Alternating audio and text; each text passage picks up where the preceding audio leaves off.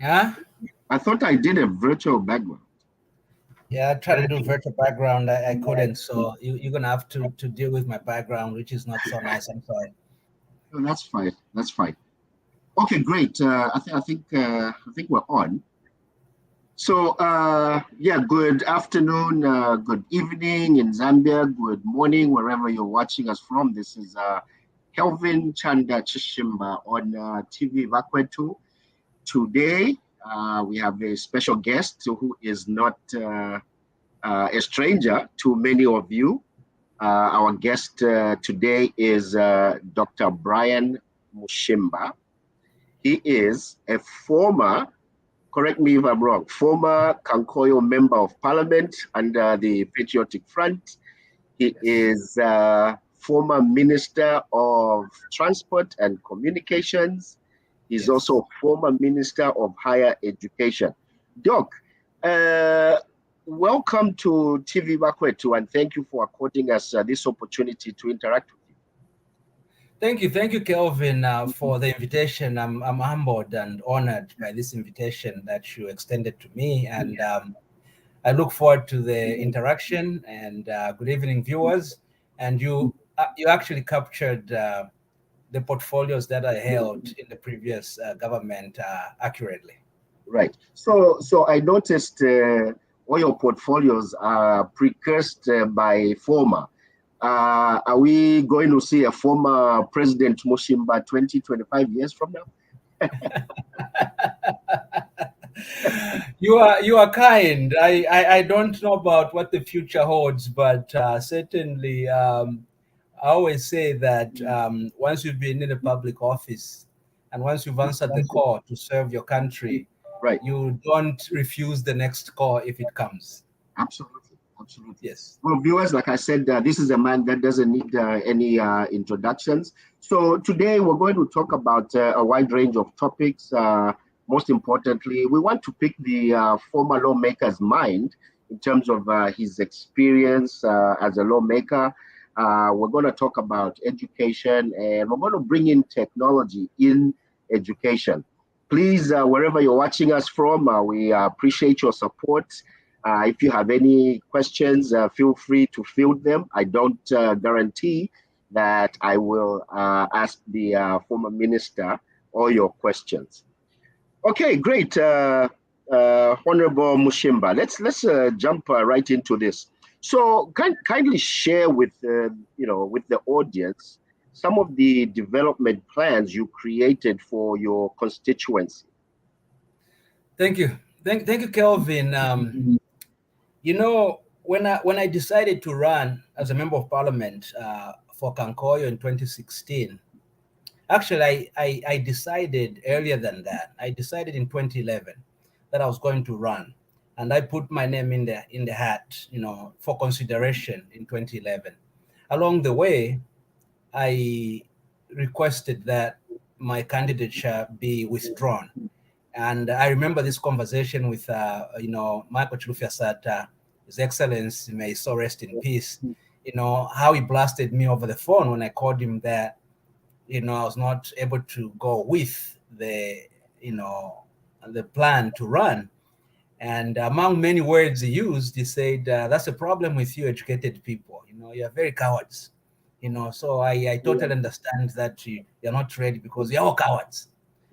Anyway, the reason I withdrew was because I felt I was not ready in 2011. I understood the honor of the office and the responsibilities of the office had to be taken so seriously, such that you had to put your house in order before you ran. And I didn't think my house was in order, especially financially.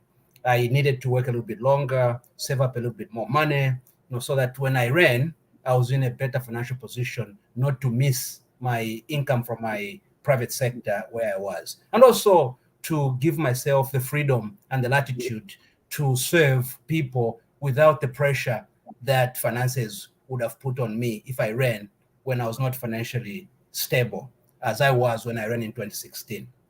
But the reason to run was because I grew up in Kankoyo. I understood the community. I had a house in Kankoyo. I knew the challenges of Kankoyo. And at the time, I felt the representation was not up to par. And when I started to engage the representation, I felt they were not willing to engage. When I had started doing some philanthropic activities in the community. Just explain something. What do you mean they were not willing to engage? I think our politics have a certain attitude towards somebody who may be a potential candidate. I had done a few activities in the community, such as drilling a borehole at a school where there was no water. I'd done a few things such as donating a pair of shoes to a girl child going to school. I'd contributed to a wall fence that collapsed in a community that needed to be constructed. I was doing all these things purely out of giving back to a community. In the same mantra that to he who much is given, much is expected. I felt blessed up to the time, I grew up in the community and I had made something of myself. I was fairly successful in the private sector and I felt giving back to my community. So when I tried, I was blocked. And when I tried to work with the elected leadership, they didn't engage. And I think I came to understand that they had resolved to block me from accessing the community and being a candidate in the eyes of the community because of the good things that I may be doing in the community. So, Honorable Mushimba, thank you for that. But my focus is not the candidate, Brian Mushimba. Yes. My focus is Kankoyo Member of Parliament. What development plans did you create with the grassroots to enhance or bring progress in Kankoyo constituency? And I was coming to that, Kelvin. I wanted to give you a background on why I ran, because why I ran feeds into the things that I worked on when I became a member of parliament. Okay. So the things that really made me run, outside getting all the obstruction and getting over the obstruction and now putting myself to run, I committed to the people of Kankoyo that I work on infrastructure development, because the community had dilapidated infrastructure, especially the road network. I committed to the people of Kankoyo that I will connect Kankoyo to the outside world, because I felt when you connect a community to the outside world, there are opportunities that come there. And I also committed, thirdly, I committed to make sure that I would be available to the community, I will live with the community, and we'll solve the problems together. When I became a member of parliament in 2016, when I was honored by the people and voted for me on first attempt to become member of parliament, I didn't waste time. I jumped into that and I started working on that agenda. If you look at the infrastructure development, we have more classroom blocks today or in 2021 than we had in 2016. We had more clinics in Kankoyo in 2021 than we had in 2016. We upgraded a couple of existing clinics in Kankoyo to level 1 hospital that were not there before I took over. We took more roads and constructed new roads in Kankoyo than any time before my tenure. Any MP before me, we constructed more roads than any one of them. I was living in the community with the people because I'd committed to that. I was living at 417F Kankoyo. That house is still there. I gave it to my brother when I left the office in 2021. My brother is living there. When people didn't have water at home, I knew they had no water because I also didn't have water. And that level of understanding and living with the community creates accessibility to your leadership, which is very important. And many times we don't have that. I ate with the people when they came to my house. If they needed a 50 kwacha, I found a 50 kwacha and I gave them after we ate together. That level of accessibility gave me an opportunity to hear from them firsthand on the issues that they needed me to work on and work on urgently. And the one project that I was very happy with that I did as a member of parliament is getting all the students that were not able to go to school, putting them back into school. I started a program in my first year as MP, and I mopped up all the people that were not going to school because of finances, and I paid for their school with my own funds. This program, by the time I was leaving office last year, had over 10,000 students that I was sponsoring in Kankoyo. Thank you for that, Doc. So just a question towards that as well. You put over 10,000 kids in school, which is commendable. You used the personal funds, which is great. I'm more concerned about continuity. Has that program continued under the new PM, the new member of parliament? Thank you. And outside the students, I just wanted to wrap this up with another program that I did, a couple of programs that I did. One is with marketeers, where we gave them a revolving fund to borrow from at interest-free to help with their makwebo. And also our farmers. Kankoyo is a mining town, used to be a mining town. And then with the privatization, there are no more jobs like we used to have in the mines. So many of Abashtata and Banamai were not doing anything, gainful. So we encouraged them to go back to the land, procured some land for them in a rural part of the community, and every farming input they needed, I was paying for the counterpart funding.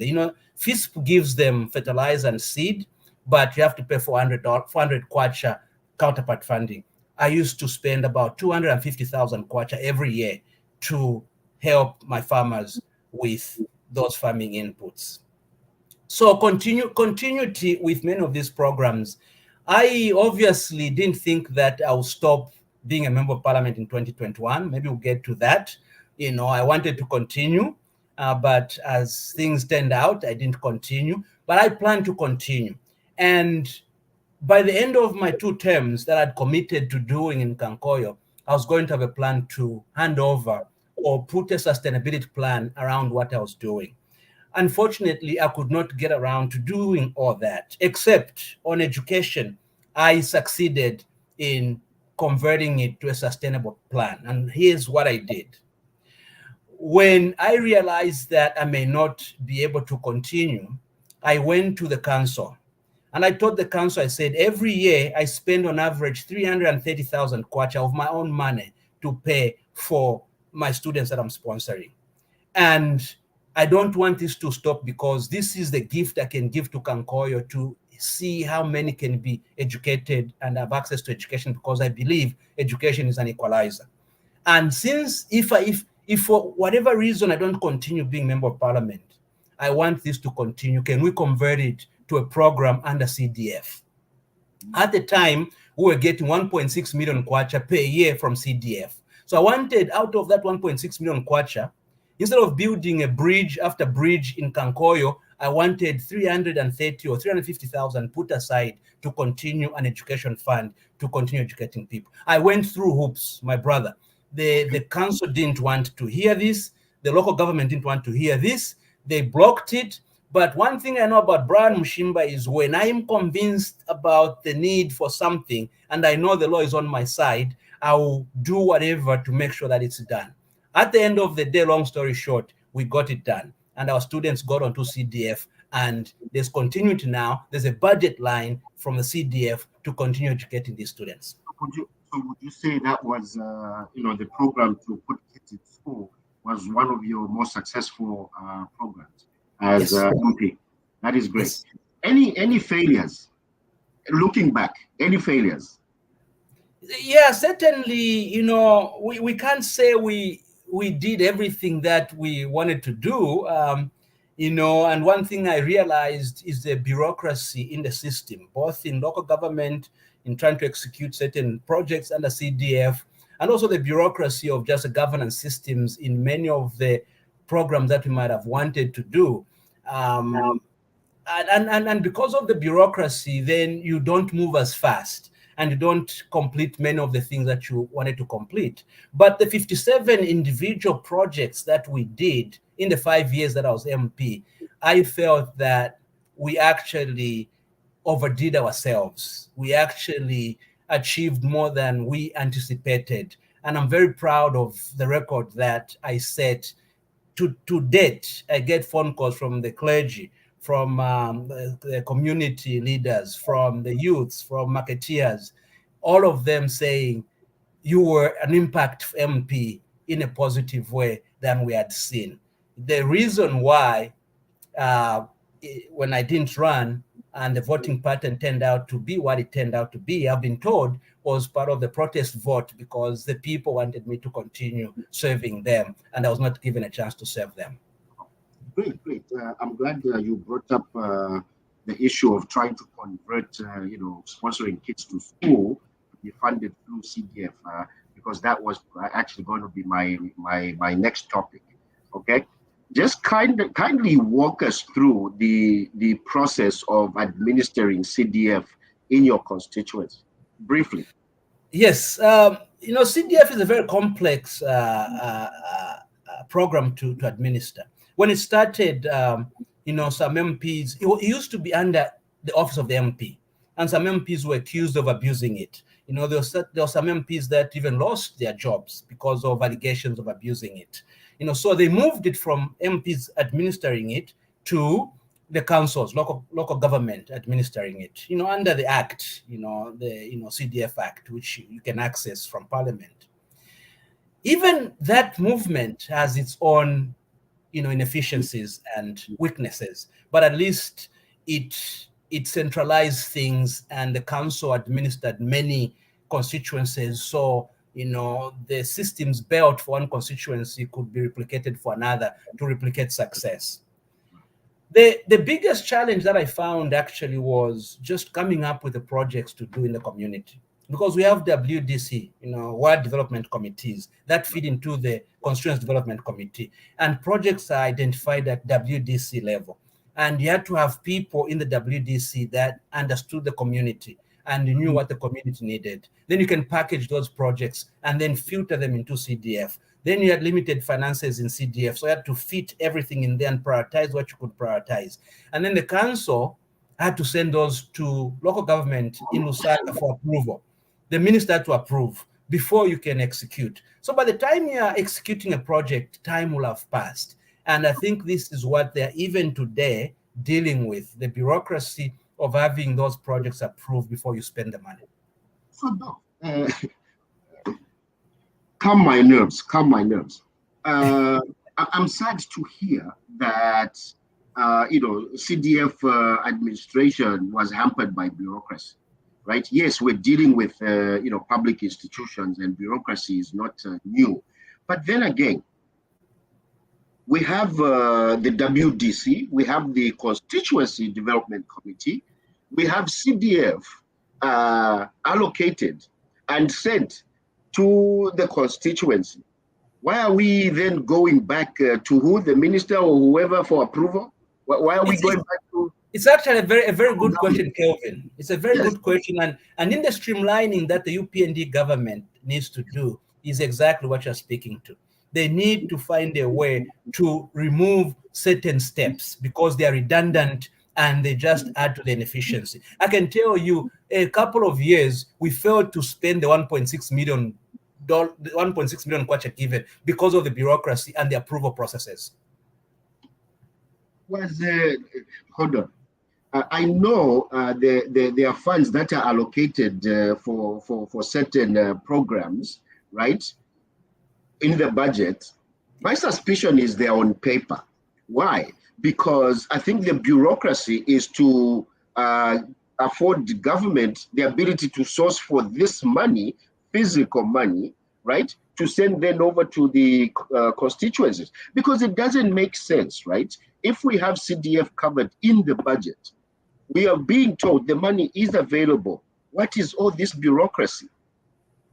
Very good question, and the frustration that you're showing is a frustration even the recipients are showing. The frustration the MPs are showing. There is absolutely no need for some of the redundancy and the bureaucracy in the system. And I wrote something on my Facebook that if they do not streamline this, it's going to be very difficult to spend the 25 million that they've allocated, because we struggled to spend 1.6 million. A couple of times, central government had to come and mop up the accounts and remove that money because we couldn't spend it because of the bureaucracy. Projects could not be approved on time. The PS, local government, could not be accessed. The minister could not be accessed. And we just sat there.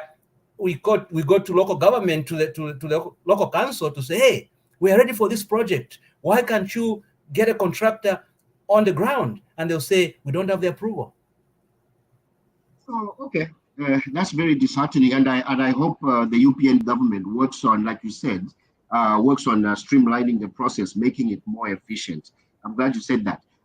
Let's talk about the allocation. Was it enough? I know you're saying it wasn't timely, but was it enough? 1.6 million. The 1.6 million, believe it or not, developing a community comes from different angles. Central government comes in, does their part. Local government does come in, does their part. So the 1.6 million, in my judgment, was targeting smaller projects that central government was not doing. The big projects central government was doing, constructing schools, central government was doing, constructing hospitals or clinics, central government was doing. The big things that needed to be done, a market or this and that, central government was doing. But a bridge that washed away, CDF would do, and a borehole that needed to be sunk at a school to help access clean water, CDF would do. So what now they've done is to combine what central government would do and what CDF was doing into the 25 million. And obviously there will be teething problems there. We hope that the UPND government will pay attention to what needs to be done to unlock all the potential challenges that they're going to face, and allow people to access that money and do the big things central government was doing and the small things CDF was doing under this new CDF. So Dr. Mushimba, your first year as a member of parliament, obviously you identified projects in collaboration with your constituents, right? You identified projects you wanted to implement that year under CDF, right? I think this also ties into the development plans question I had when we just started, right? Were some of the projects you conceived, were they supposed to be implemented within that 1 year you became MP, or you were also looking at future projects, you create plans for them so that come year 2 of you being in office, you're ready to start implementing those projects? Yes, good question, Kelvin. Good question, and that's essentially what we used to do. You know from way before that I have very good questions.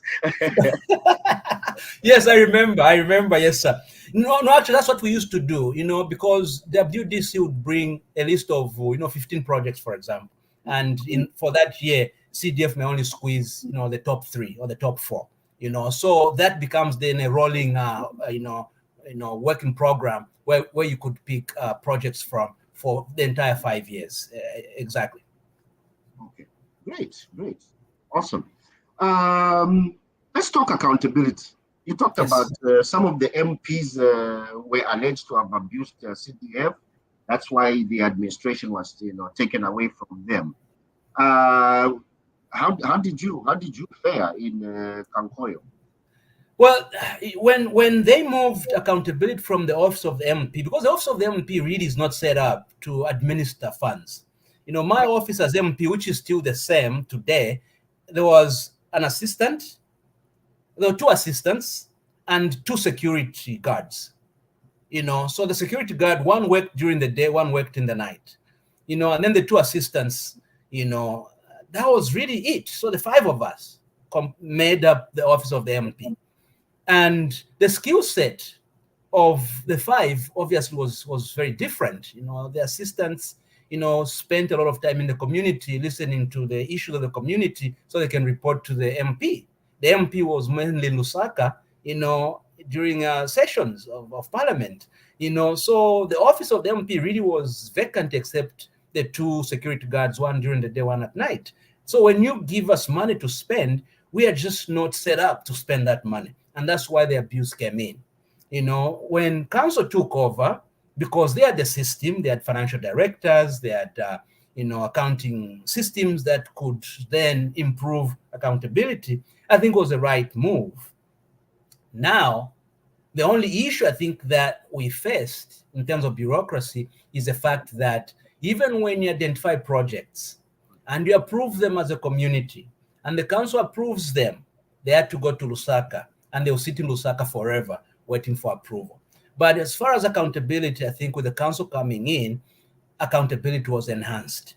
Where the weakness still lies is, and this actually is not just the council, this is just a problem in Zambia.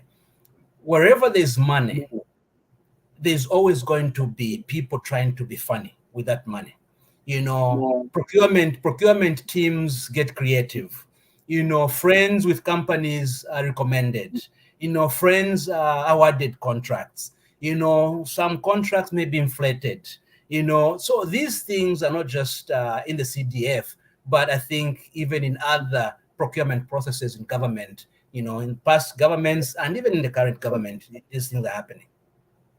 Okay, so we're basically talking loopholes, right? Yes. Procurement people have found loopholes and this and that. Yes. When you notice this as a lawmaker, didn't you try to propose some law to ensure internal controls are tightened to protect public resources? Excellent question. Another excellent question, Kelvin. And that's exactly what we did. The parliament I worked in, we passed a law called the Public Finance Act. And the Public Finance Act, Kelvin, just speaks to that. It brought accountability to the controlling officers and anyone given responsibility to handle government money, that you are personally liable for the decisions that you're going to make. And you can personally be sued by government for misappropriating or misapplication of the funds.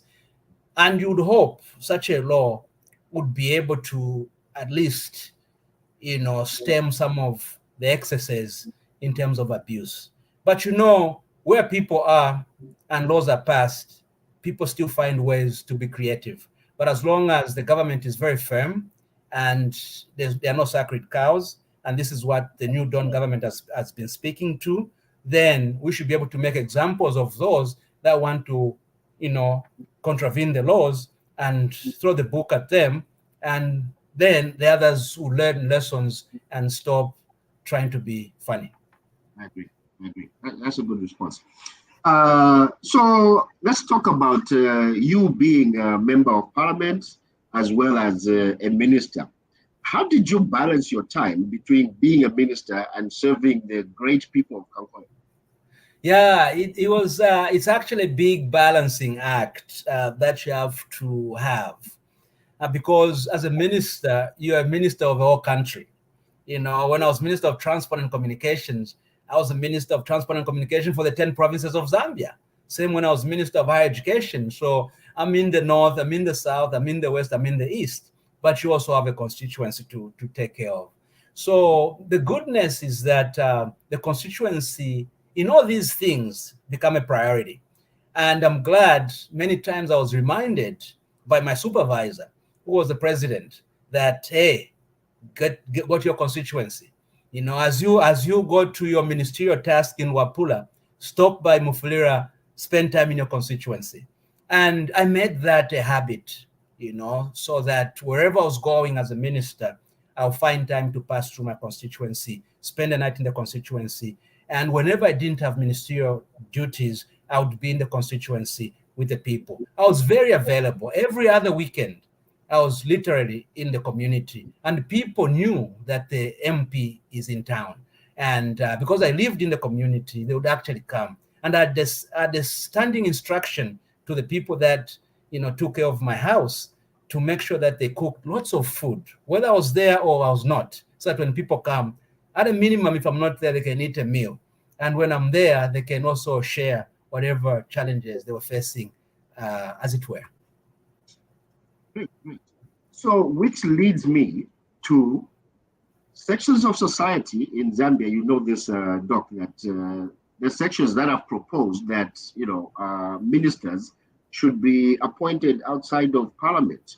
Don't you think this is a valid proposal, given that, the task at hand, if you're MP as well as minister, is mammoth?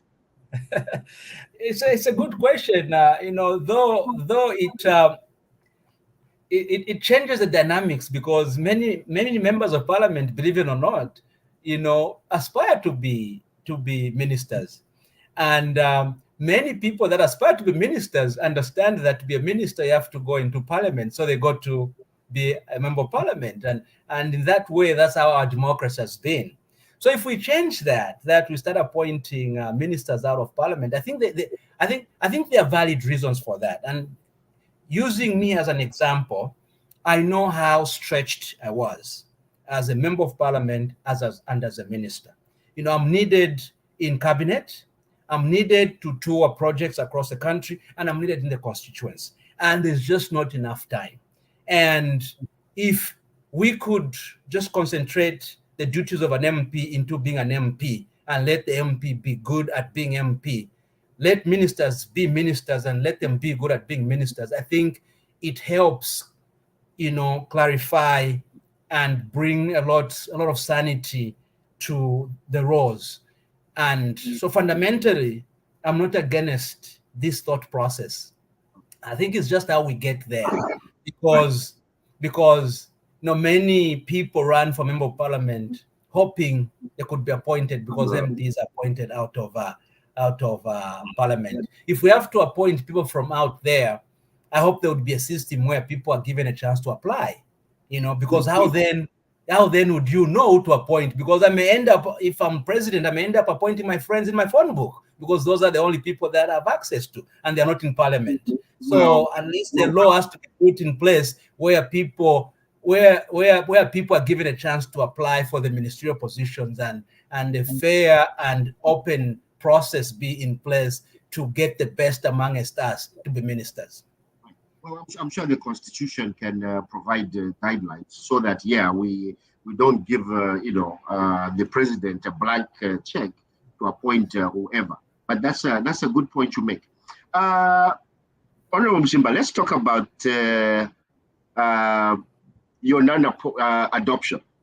You were MP for 5 years. I believe you were loved by your constituents. You were making a difference in their lives. You were responsive to their needs. Walk us through what happened. How did you feel when you found out you were not appointed? Did you cross paths with some bigwigs who were in charge of the adoption process? I probably did. Now that I've had time to step back, when I was not adopted and I left politics, and now that I'm based in Canada and I've moved back into the private sector, I've had time to reflect. And I probably stepped on some toes along the way. I am outspoken and I'm fairly passionate about things that I believe in. And there are certain things that I spoke against in the party. And probably in my speaking against some of those things, I might have stepped on people's toes, because I certainly did not foresee a situation where I would not be readopted. Because one, I was just doing my first term. So many times when you are just doing one term, the party gives you an opportunity to run again, second term. Secondly, I was a functional and impact MP. I was close to my voters. I was doing projects in the community that the voters approved. They wanted me to continue. And as a minister, I was also, the feedback that I received was that, I was fairly,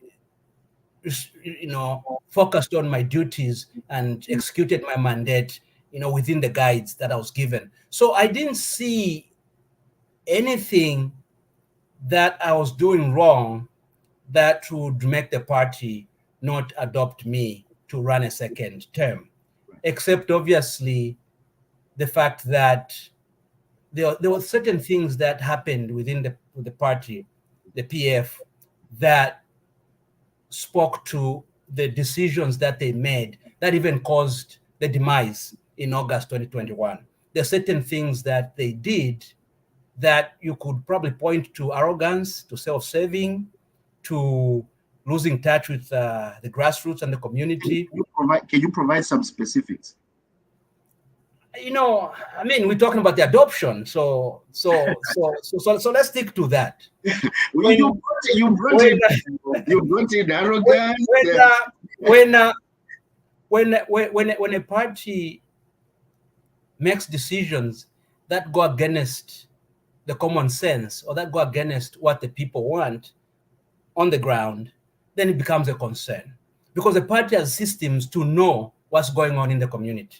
The party knew that Mushimba was buying fertilizer for the farmers in the community. Almost every other house was benefiting from that fertilizer program. The party knew that Mushimba was educating students in the community. Almost every house in the community had a child that was sponsoring. And then the other things that we did, I spoke about 57 individual projects we did. So the party knew that he's an MP who's functional and is on the ground, and the voters would want him back. So how the party then now ignores all that and make a different decision leaves everyone, with no words. And you replicate this in many other constituencies, you start creating a recipe for a defeat. And if you look at 2021 and some of the things that happened, in hindsight, you can say that we could have made better decisions as a party leadership in the adoption process, in maybe addressing other issues that the voters were passionate about. Awesome. Did you ever consider running as an independent? I never did. I applied to run on the ticket that had given me a chance in 2016.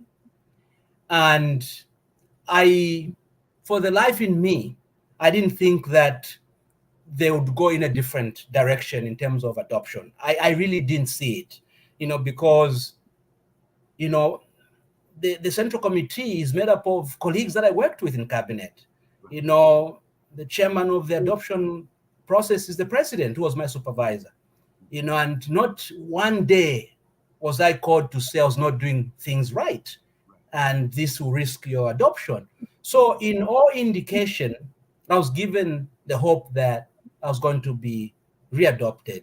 So I didn't even think about what if. And when it happened, it shook me for two reasons. One, obviously, because I thought I was a present MP and I was doing the things that the people wanted in Kankoyo. But secondly, leading up to the adoption, my brother Kelvin came to help me canvass votes and organize the constituency in readiness for a general election. So just for clarity, for the viewers to know, that's not me. I didn't do that. That's not true, Kelvin. It's my brother Kelvin Mushimba, who left Atlanta, came to Kankoyo, and was on the ground organizing the party structures, funding the party structures and party activities in readiness for a general election.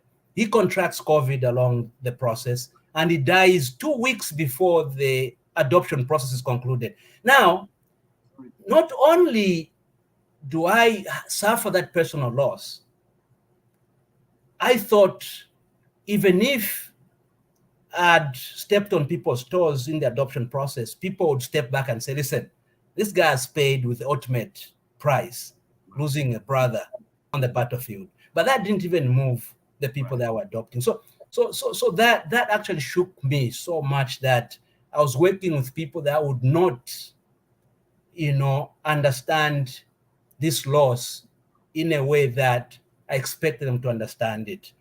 But at the end of it, I think it was taken as politics.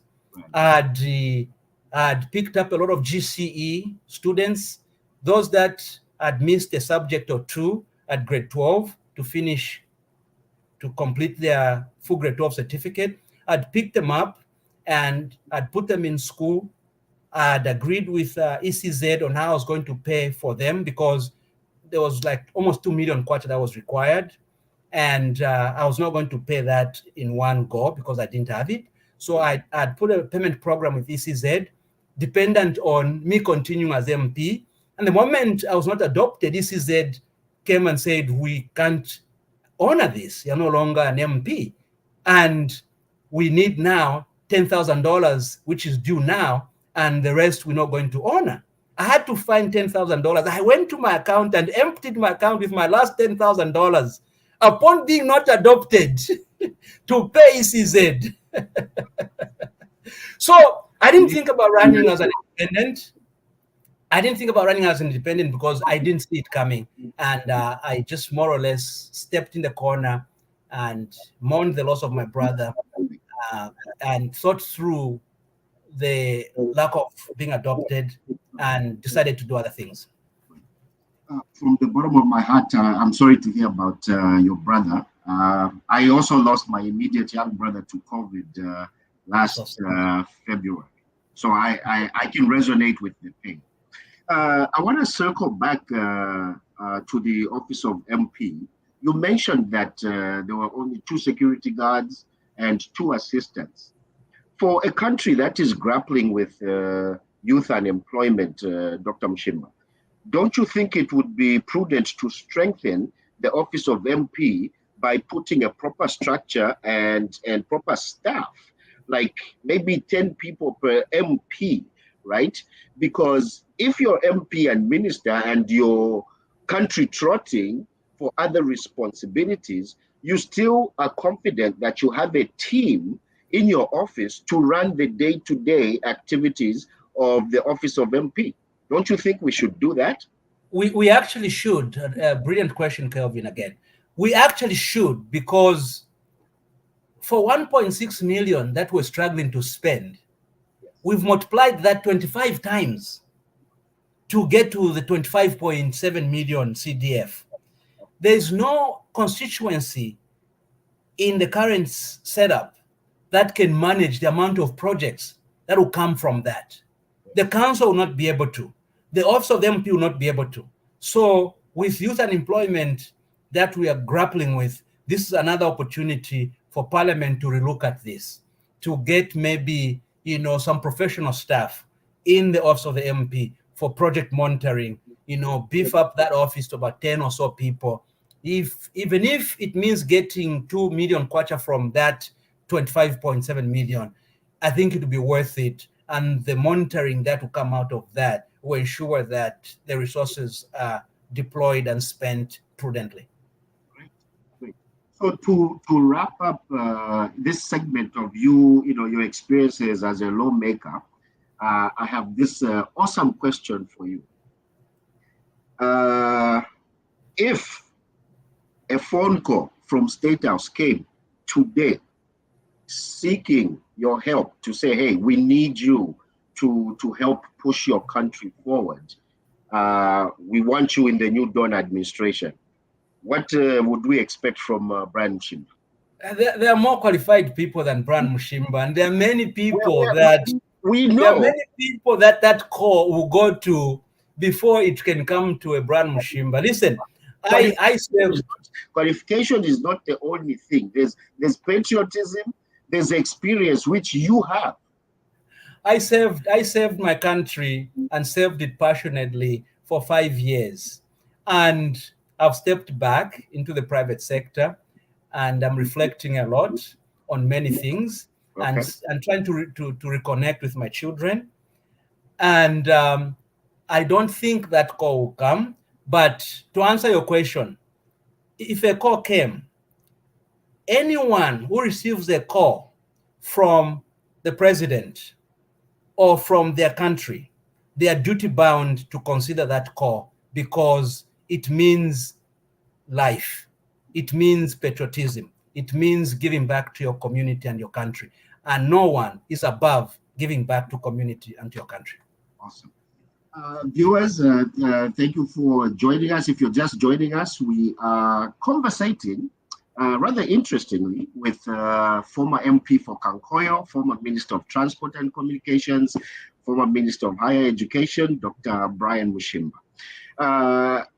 Dr. Mushimba, we are going to transition to education. Yes. Okay. So the UPND government has scored a massive 30,496 new teacher recruitment milestone. On your Facebook page, you applauded this milestone. On Twitter, you tweeted, and I quote, "I support unapologetically access to education by all citizens. Therefore, recruitment of 30,000 teachers is sweet music to our ears. Government must be commended." What does this mean to you as a former lawmaker? Actually, it is sweet music to our ears. Anyone who values and cherishes education has to applaud this, because it means teacher to pupil ratio is going to be balanced, and it's going to be a ratio that delivers quality in our education. We also need to recognize this, and I've heard this a lot, that the New Dawn government is not giving enough credit to the previous regime on whose shoulders they are standing on and delivering such milestones. And I think I would pause here and also acknowledge the Patriotic Front. Patriotic Front had this agenda on infrastructure development. Thousands of secondary schools were constructed in the 10 years the PF was in government. Thousands of primary schools were constructed. A few universities that were under me were upgraded. Colleges were upgraded to universities, such as Kwame Nkrumah now is a full-fledged university from a college. So there's the precursor to what UPND has been able to do is the fact that infrastructure was put in place, and we need to acknowledge that.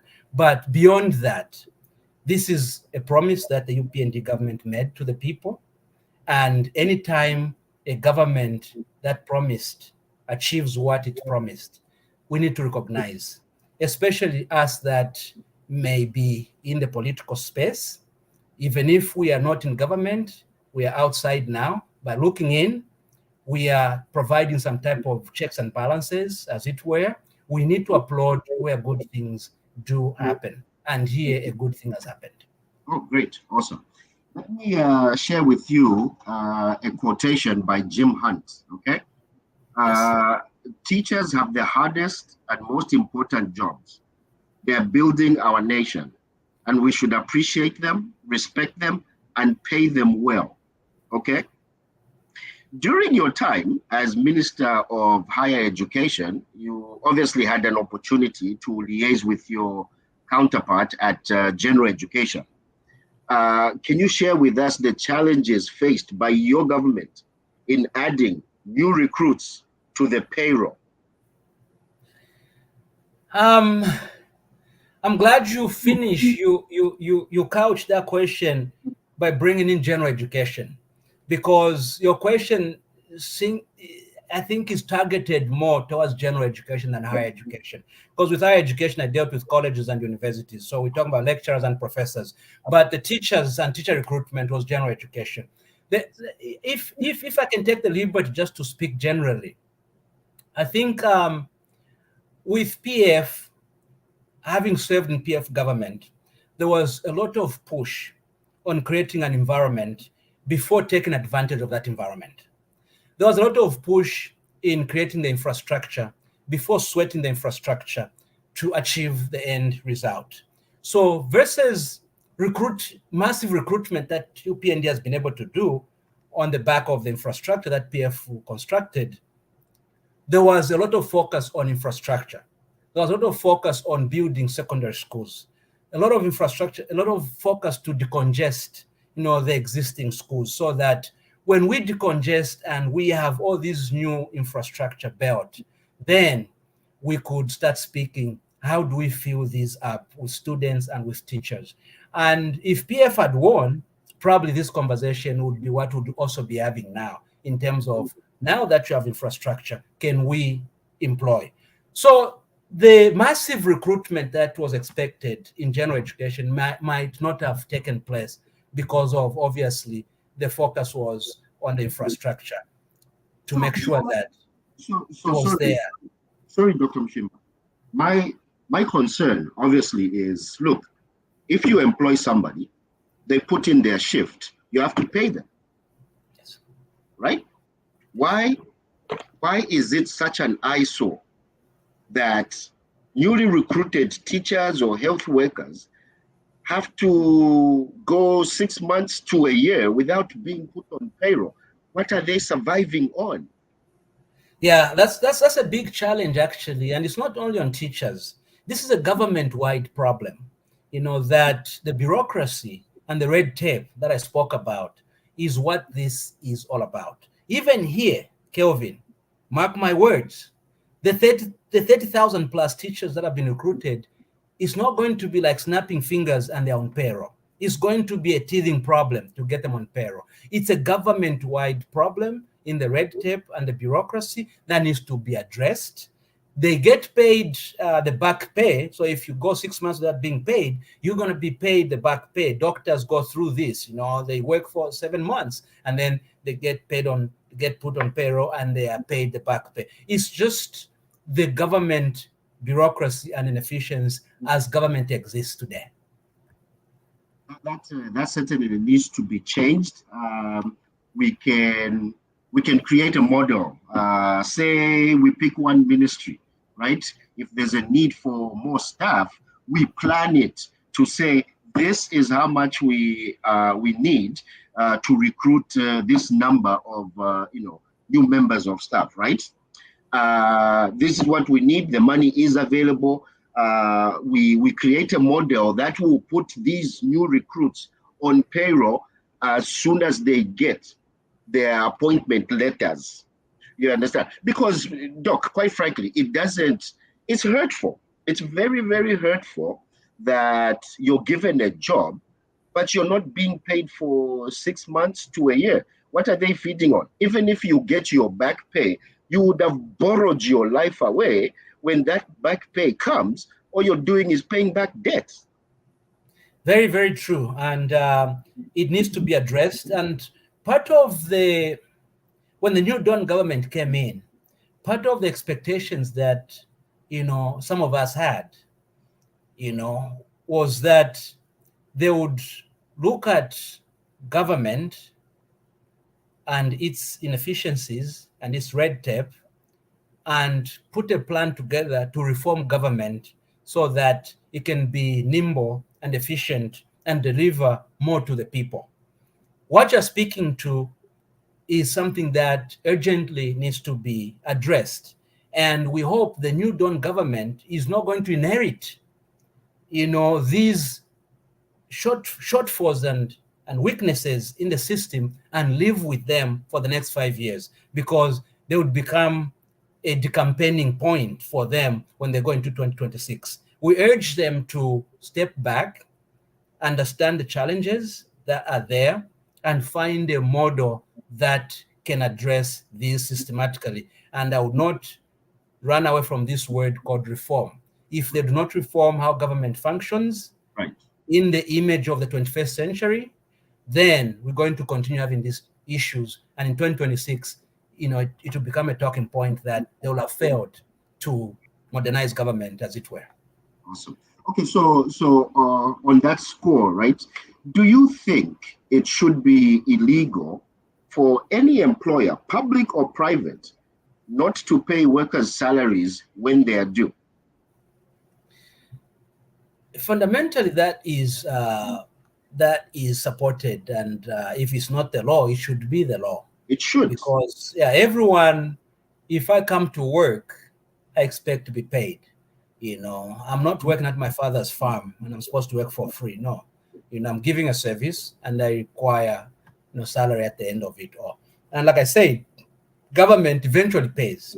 They pay you the back pay and everything else, and but it's the borrowing that you have gone through before you get your pay, and that is what we need to address. And we address that with obviously removing some of the red tape, putting the budget lines together, making sure that the money is on that budget line before we plan to spend it, and only spend when we have that money and we spend it for what it's intended to be spent on.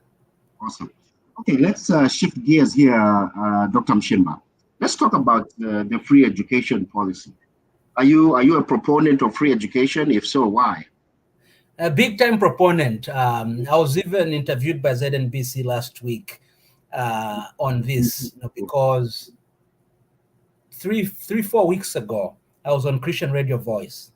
And the question that Christian Radio Voice asked me was, with the free education policy, they are compromising on quality of education. So is it access or is it quality? And I told Christian Radio Voice then that access has to be guaranteed and is paramount.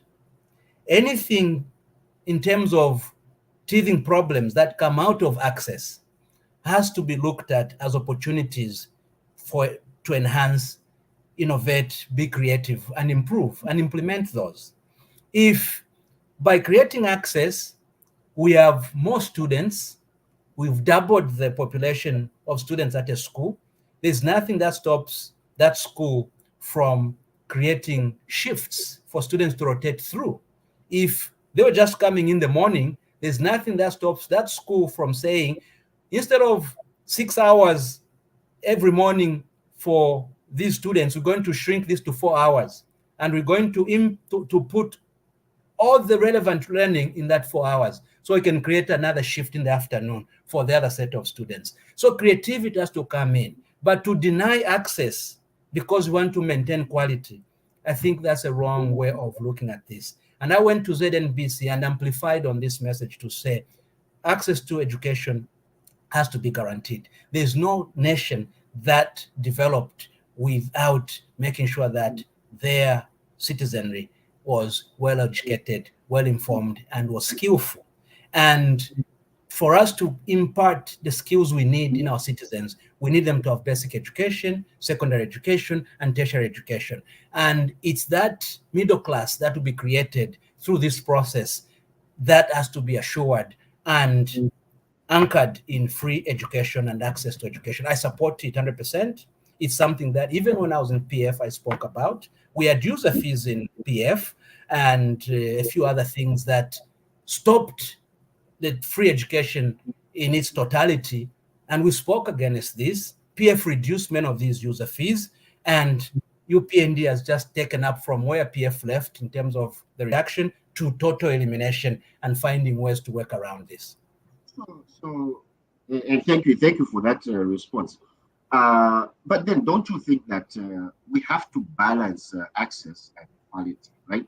So at what point, are we going to start focusing on quality? Because it's important. There's been a long-standing argument in Zambia that Zambia produces half-baked, which I don't believe, but there's this argument that Zambia presents half-baked graduates. You see that? That speaks to probably the quality of education, the standard of education that, most of us went through, right? So at what point, after, satisfying the access, at what point are we going to move into providing quality education? Well, I'll put context to what you just said, because I had the privilege to be the Minister of Higher Education, and I was able to sit in conversations about quality and the quality of the graduates that we're putting out. Even issues to do with our degrees being downgraded to a diploma when you go to the UK, for example. The issue there, putting context to this, is the qualification framework that we had adopted as Zambia. It didn't speak to actually what we're teaching our students. It's just the framework that we're using. And here's the framework that we've been using in Zambia. Primary education up to grade 7, you write your exams. Secondary up to Form 5, grade 12, you write your O-levels. Then you go to college for 5 years to finish your first bachelor's. Then you do your master's at 2 years. Then your PhD at 3 years. That's a framework. the region and the UK specifically had walked away from that for many, many years. The framework they use is primary goes up to grade 6, O levels up to Form 4, then A levels in secondary school. That's why you do Form 6. When you go to university, you do 3 years to get your bachelor's degree. That's what the UK does. That framework, we had not adopted it. And it started impacting our graduates, our students going into universities in the UK, for example. I finished all levels. I'm trying to go to university in the UK. They will not allow me. They'll send me to a polytechnic because I needed to have A levels before I could go into a university in the UK. So it's these conversations that started saying we've been downgraded. Essentially, we just had a different qualification framework. Before I left the Ministry of Higher Education, we worked on that. When I left the ministry, we had approved the new qualification framework that aligns to the region and internationally. And if it has not been implemented by now, I'm asking my big brother, Honorable Siakalima, to make sure that this is implemented and we don't hear anymore the mismatch in the qualification frameworks. Now, back to your question on should we focus on quality as well? It's a very important question. Access and quality really should go together, especially all things being equal. And the quality of education that we offer in Zambia right now, though not at the level that the 60s, 70s, and 80s might have been at, because the numbers were smaller, we had different curricula and different stakeholders in the education system. Though different to that, is not at all as bad as anyone would want to make it sound. We still are fundamentally a strong nation in terms of educating. Our graduates fare very well compared to any graduate in the region or internationally. In fact, there are many graduates working in South Africa, doctors, engineers, accountants, lawyers. You go anywhere in the region, you're going to find them. In fact, there are even foreign nationals that came into Zambia, gained the education, and went back into their countries to work. When I was in Uganda, I met many Ugandans that were educated in the Zambian education system and were very functional and successful in Uganda. The Prime Minister, Honorable Rugunda, is a UNZA graduate, for example. So our education system is solid. There is always room for improvement, and access should go with quality. We need to make sure our teachers are trained and retrained. Our curriculum is reviewed and reviewed often, and refresher courses are provided, and the environment is conducive for teachers to churn out the best students like you and I were churned out back in our days. Awesome. If you're just joining us, we're having an awesome conversation with Dr. Brian Mushimba, who again is former MP, Kankoyo Constituency, under the Patriotic Front government, former Minister of Transport and Communications, former Minister of Higher Education. Dr. Mushimba, we are going to switch up gears here.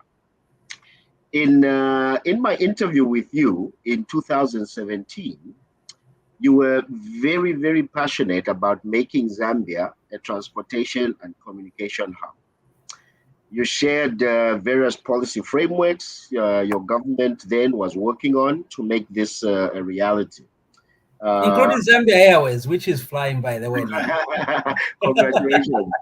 Thank you. Excuse me.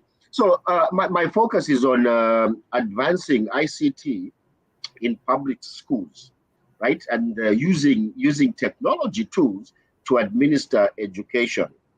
Don't you think if as a country we invested in ICT in public schools, that would eliminate the need for brick and mortar classrooms, for instance, right? Or don't you think it would lessen the congestions in the classrooms? Very good question. And when I went to the Ministry of Higher Education, Kelvin, I'll tell you this story very quickly. I sat with my technocrats in the ministry and I said, give me the enrollment numbers, because I want to see the enrollment numbers across colleges and universities.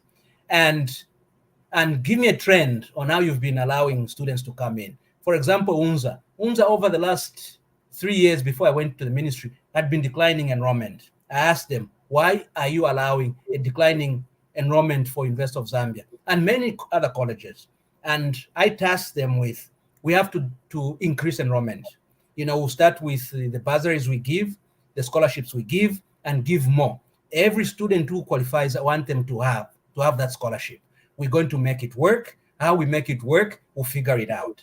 Then when we finish this conversation, the hang-up was physical space. Mr. Minister, we can double the students easily as you want, but physical space, the lecture halls and everything else.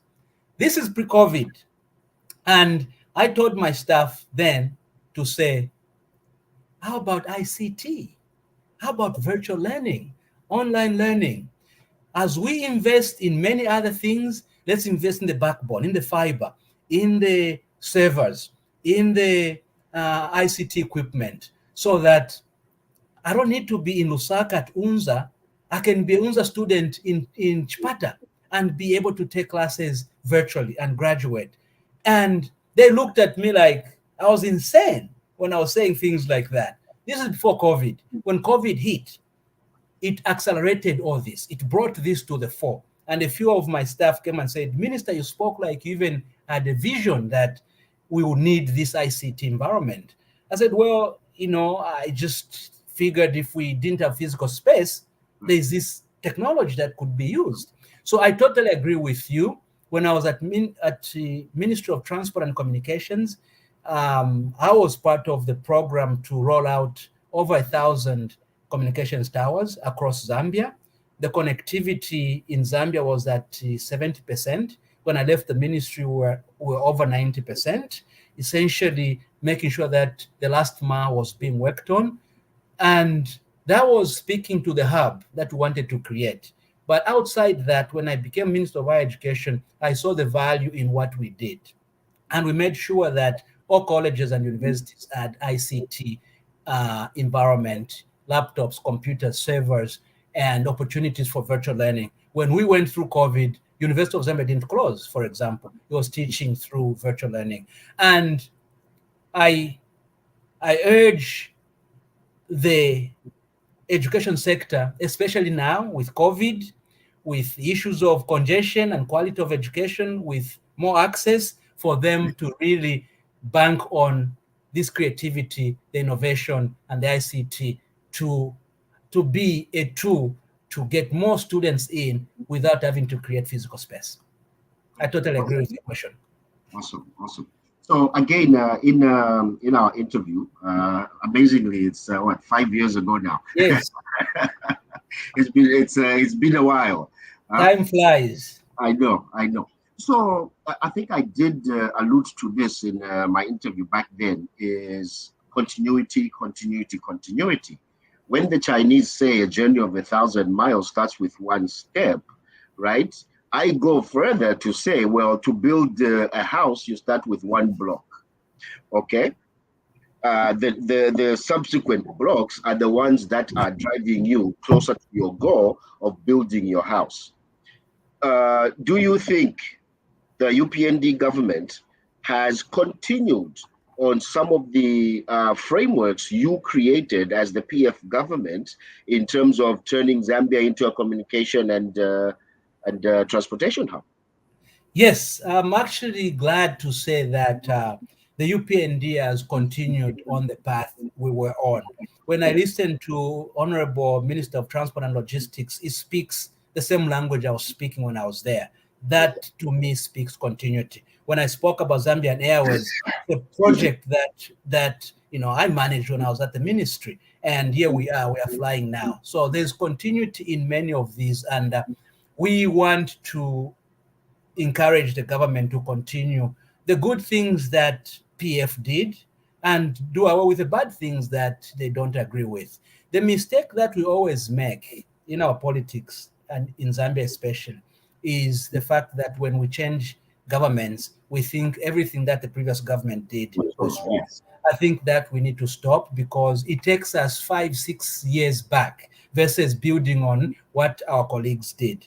The two things that I'm hopeful the Minister of Higher Education, the Minister of Education will do that we did, as you speak, continuity, and in support of access to education, is one, reviewing of all the fees that we charge across universities and colleges. We had done a cabinet memorandum and it was ready for presentation to cabinet.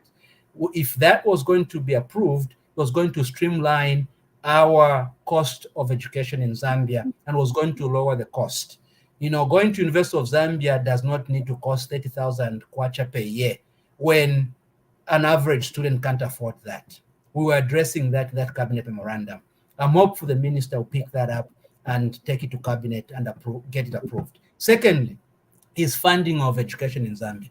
We used to fight with, you know, healthcare needs, infrastructure needs, salaries, when we needed money for the education sector, because government collects money and it goes into Control 99, which is a central repository.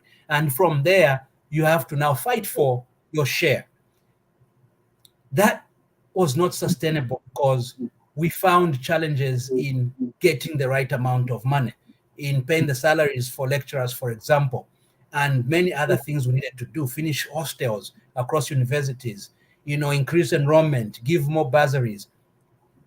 The memorandum, cabinet memorandum we did when I was a minister was to propose to government that we introduce an education levy across the country, which will put one ungwe on luxury purchases in Zambia to go towards educating the nation. If I buy cigarettes, luxury purchases, if I buy cigarettes, that's a luxury purchase. One ungwe of that pack of cigarette will go into this education fund. When I buy fuel, that's a luxury because many people don't have cars. So for you to have a car, it's luxury. One ungwe of your fuel will go into that. When I buy sugary drinks, Coca-Cola, for example, one ungwe of that will go into this education fund. The model we did on the amount of money we're able to raise from that, one ungwe, you and I will not feel that one ungwe on top of our fuel. But when we aggregate these one ungwes, the amount of billions of kwacha we raised would educate every Zambian who wants to be educated all the way to university level. If the minister can pick that cabinet memorandum that I left on his desk and get it approved and implement it, the same way we implemented the skills levy, which was very instrumental in finishing our colleges in Kalomo, in Mwense, in Isoka, we will be able to forever educate everyone who wants to be educated, and Zambia then will develop on the back of an educated citizenry. Great. Thank you for that. Dr. Mushimba, we grapple with unemployment, okay? We are pushing our kids into school, primary, secondary, college, university. They are graduating because Zambians are smart. I'm proud to say that. Zambians are smart. They're graduating, but they are not finding any jobs. I know there are schools of thought, don't just look for a job, start a business. Businesses are not for everybody, okay? There are some who graduated and they started businesses, well and good. But obviously, for the majority of people worldwide, employment is security, right? It provides security. Why are we churning out more graduates than industry can absorb? Is it because we are lacking data collection tools to see, how many first graders we have in 2022 and the stream going up? How many, graduates are we going to have next year versus the other year? What is the need, at industry level?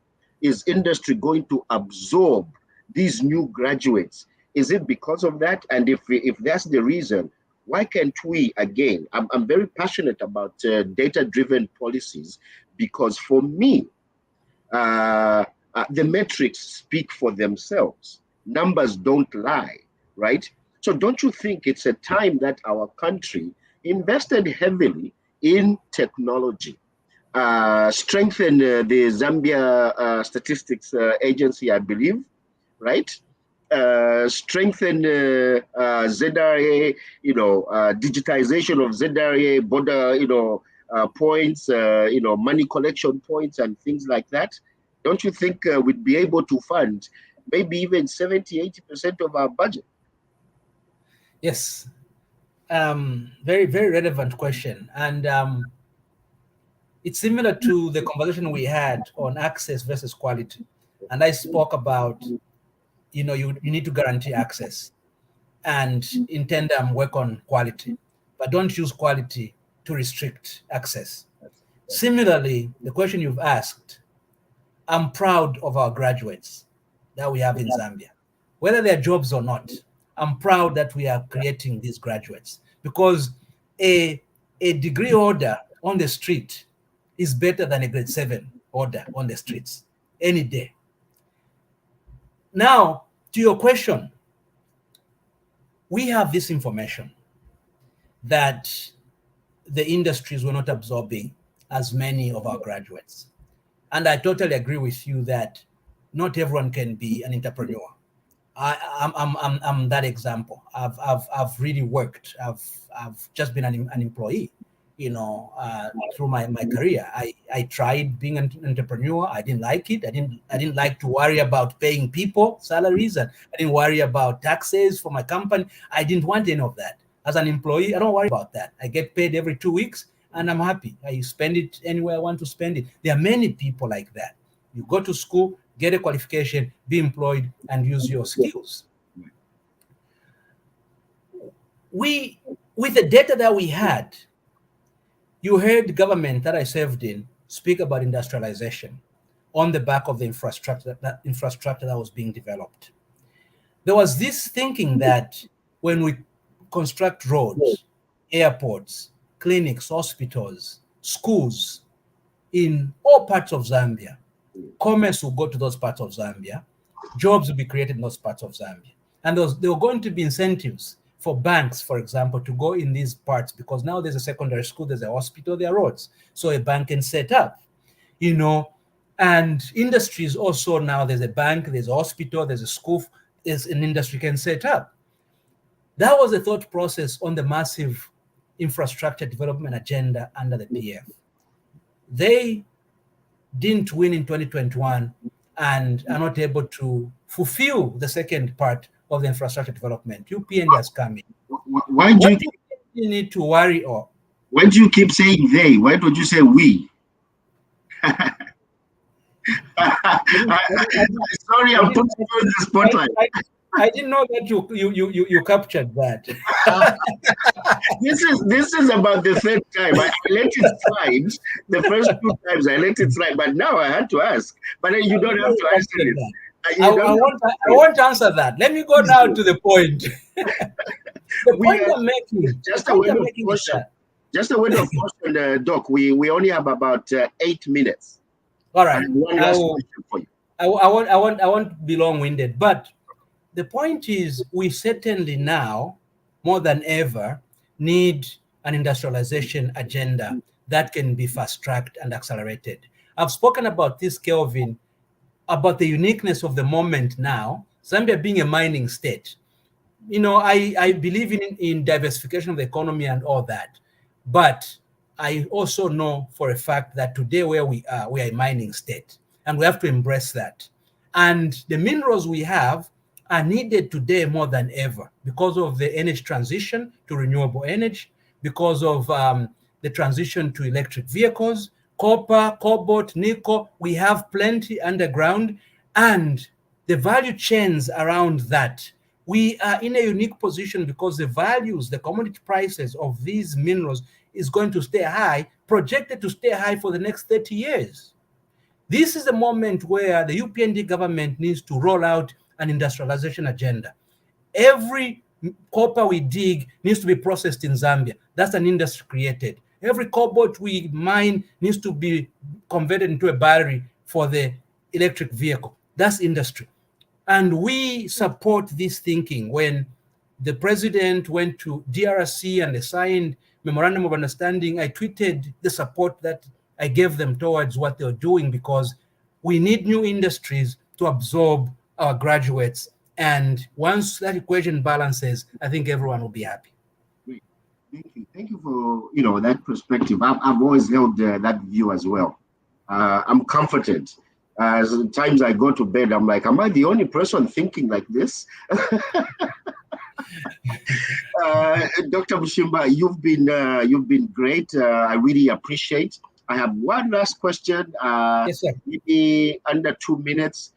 Yes, sir. Former MP, you're in the corporate world now.